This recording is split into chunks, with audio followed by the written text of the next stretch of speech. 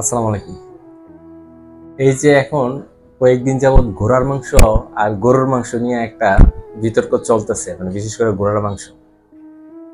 আপনারা সম্প্রতি সময় দেখছেন নিউজে ঘোড়ার মাংস ব্যাপক হারে এটা একটা নিউজ হয়েছে, ঘোড়ার মাংস খাওয়ার যে ঘোড়ার মাংস কিন্তু যে সম্প্রতি সময় খাচ্ছে তা না, অনেক আগেও খাইছিল। ইভেন পাবনার কয়েকটা ছেলে ঘোড়ার মাংস খাওয়ার অপরাধে তাদেরকে গ্রাম ছাড়া হইতেছিল, দোষী সাব্যস্ত হয়েছিল। কিন্তু এখন নিউজ পোর্টাল আসছে যে ঘোড়ার মাংস খাওয়া হালাল ইত্যাদি ইত্যাদি। এখন সবাইকে উদ্বৃত্ত করা হচ্ছে, উৎসাহ দেওয়া হচ্ছে।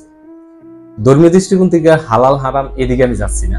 এই ঘোড়ার মাংস যদি এখন এভাবে সবাই, যেহেতু দাম কম, 200, 250, 300, 400 টাকা কেজি এরকম হাতের নাগালে হয়, তাহলে আপনি নিশ্চিত থাকেন কিছুদিন পরে আমার এই পোস্টটা মিলাই নিয়ে ঢাকা শহরের হোটেলগুলোতে গরুর মাংস বদলে ঢুকে যাবে।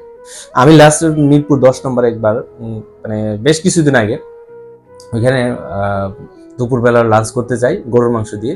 তো 180 টাকা ছিল গরুর মাংসের দাম।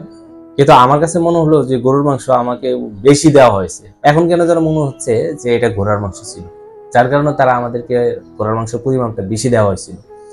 তো আমি সবার কাছে একটা প্রশ্ন রাখতে চাই, যদি ঘোড়ার মাংস যদি হালাল হারামের দিকে দেখেন, আমি আগে বলি হালাল হারামের দিকে আমি যাচ্ছি না। আপনার যদি রুচি বুদ্ধি আপনার আসে আপনি খাবেন, চিংড়ির মতো, কাঁকড়ার মতো। যদি না আসে খাবেন না, এটা আপনার ব্যক্তিগত বিষয়।